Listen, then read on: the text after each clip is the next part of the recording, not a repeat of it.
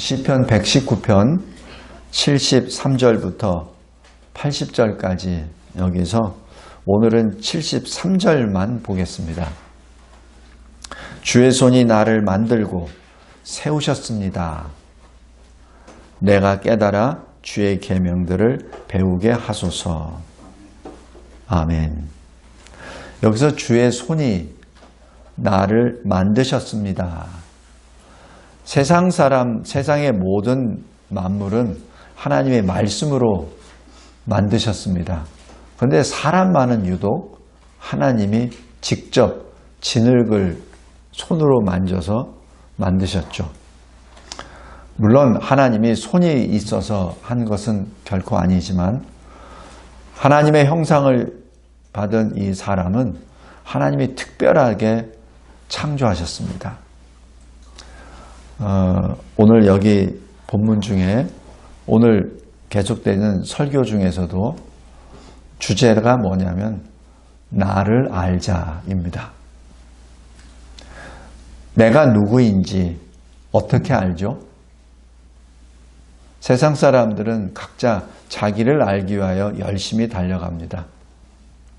그래서 어떤 사람들은 좀 능력이 있는 사람들은 내가 이 세상의 왕이야 라고 말하며 주장하기도 하고 자기 목소리를 크게 내죠. 그것이 교만입니다. 사람들은 자기 자신을 잘 몰라요. 자기가 마치 이 세상의 모든 것을 가진 것처럼 생각합니다. 그래서 죽음을 앞둔 사람도 자기가 왕인 것으로 생각해서 끝까지 자기 주장을 하죠. 끝까지. 그것이 인생입니다. 끝까지. 그래서 죽을 때까지도 두 손을 굳게 잡고 죽죠. 물론 그 손이 굳게 잡히겠습니까?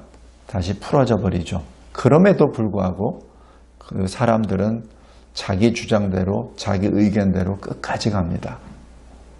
성도 여러분, 어떻게 하면 나를 정확히 알 수 있을까요?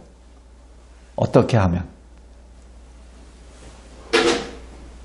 나를 지으신 하나님을 아는 것이 나를 아는 첩경이요 그리고 진리입니다. 내가 누구인지, 내가 무엇을 위하여 사는지 그것을 사람들이 참 잘 몰라요. 모르다 보니까 자기 소견에 오른 대로 자기 뜻대로 삽니다. 아무리 뭐라고 해도 자기 소견대로 살아요. 그러니까 자기 고집을 피우고 자기가 주장하는 것이 옳다고 끝까지 하죠. 그런데 여기 73절에 이렇게 고백합니다. 주의 손이 나를 만드셨습니다. 이것이 시편 기자의 자기 고백입니다. 성도 여러분, 우리 다시 한번 잘 생각하시기 바랍니다. 나는 주님의 피조물입니다. 거기서부터 시작됩니다. 만약에 그렇지 않으면 하나님께 갈 수가 없어요. 왜? 내가 하나님이 돼버리니까. 이 세상 내 거야. 내 인생 내 거야. 누가 내 인생을 건드려? 누가 내 혈족을 건드려? 누가 내 재산을 건드려? 누가 내 앞을 막어? 누가 내 주장을 막어? 이렇게 주장하죠. 그것이 교만의 죄요. 하나님께 더 가까이 나아가지 못하는 큰 죄악입니다. 그래서 죄 중에 가장 큰 죄가 뭔지 아세요? 하나님을 믿지 않는 죄가 가장 큰 죄입니다. 다른 죄는 예수 십자가 보혈의 피를 믿음으로 사함을 받을 수 있어요. 다른 죄는. 심지어는 살인죄도. 그러나 하나님을 부정하는 죄는 그거는 약이 없어요. 하나님을 부정하는 죄는 지옥입니다.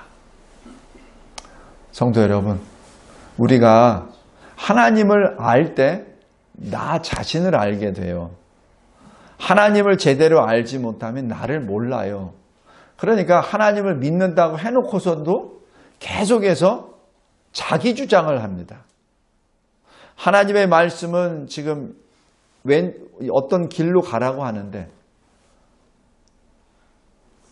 자꾸 엉뚱한 길로 가요. 왜? 하나님이 착각하고 있으니까. 내가 믿는 하나님이 뭔가 잘못 알고 계셔. 왜? 내가 하나님보다 더 똑똑하거든. 그러니까 말씀은 지금 동쪽으로 가라 그러는데 자기는 서쪽으로 가겠다고 얘기를 하는 것과 똑같습니다. 왜? 하나님을 잘 모르니까. 어떻게 모르냐고요? 하나님이 나를 지으셨다는 것을 모르니까. 그러니까 자기 마음대로 살죠. 결과는 지옥이죠. 오늘 굉장히 간단합니다. 그런데 굉장히 무겁습니다. 그러나 굉장히 기쁜 소식입니다.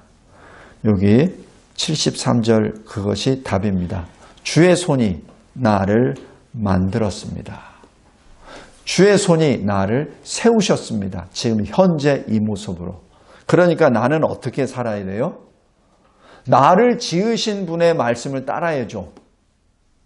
나를 지으신 분에 따라서 그와 같이 동행해야죠. 그게 피조물의 살 길 아닙니까? 내가 이 책을 만들었습니다. 내가 이 안경을 만들었어요. 근데 이 안경이 자꾸 신발이 되겠대. 그러면 어떻게 되죠? 이 안경이 신발이 되는 순간 안경은 부서져 버립니다.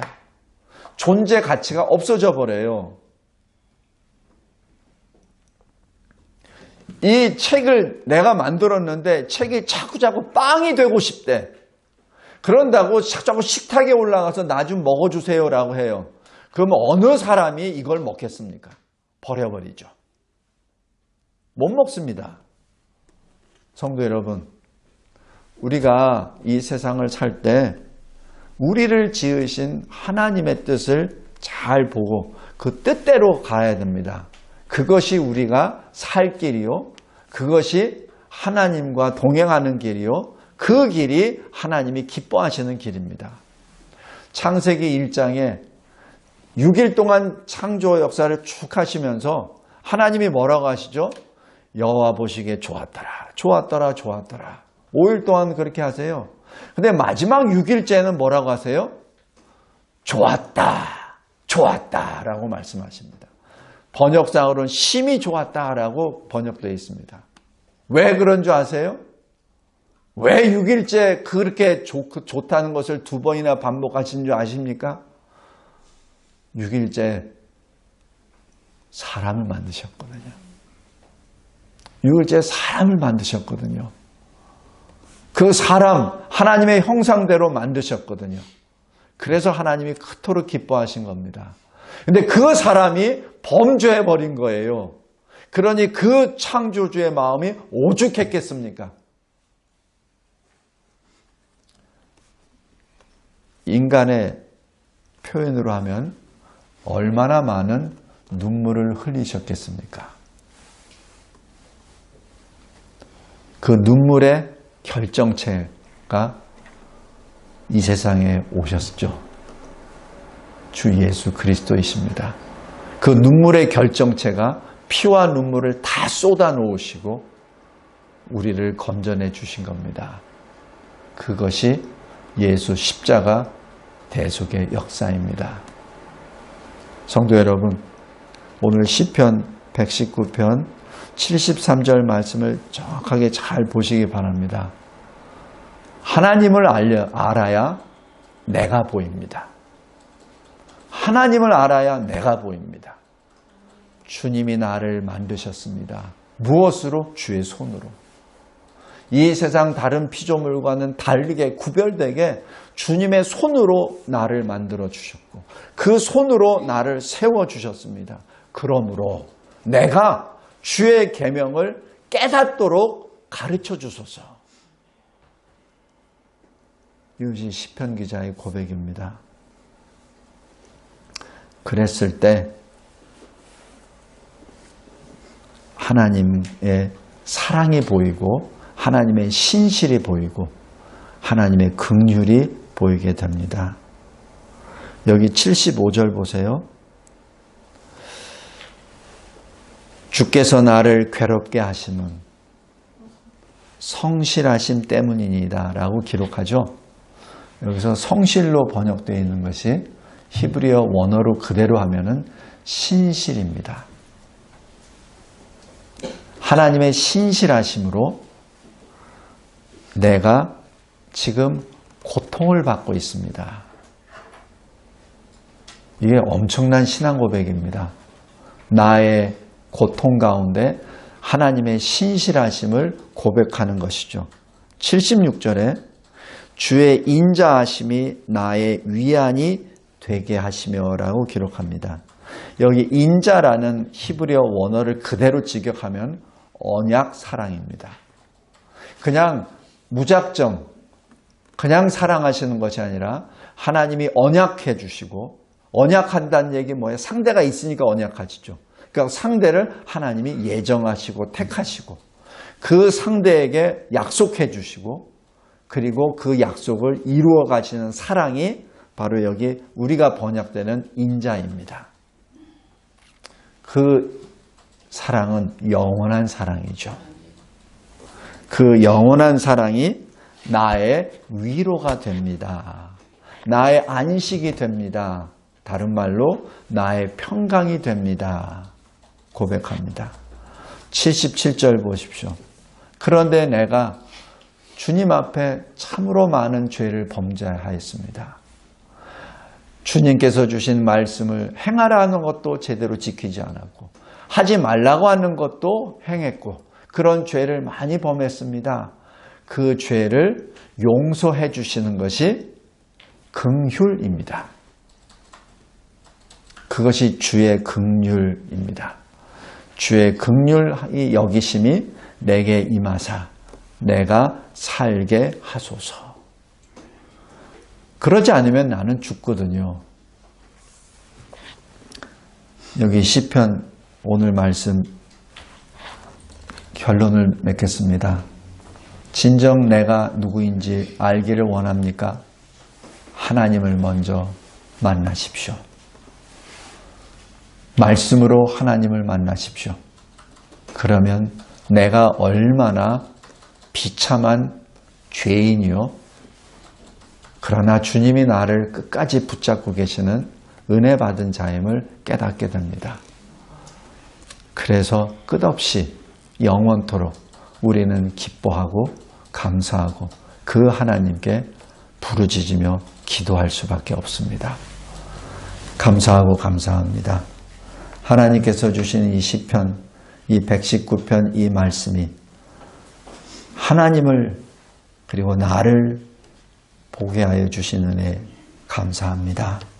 주님, 늘 깨어있는 자 되게 하여 주시고 그리고 주님이 주시는 그 말씀과 기도로 거룩하여져서 하나님의 거룩한 백성이 되므로 거룩하신 하나님과 늘 함께 동행하는 나의 삶, 우리의 삶 되게 하여 주옵소서.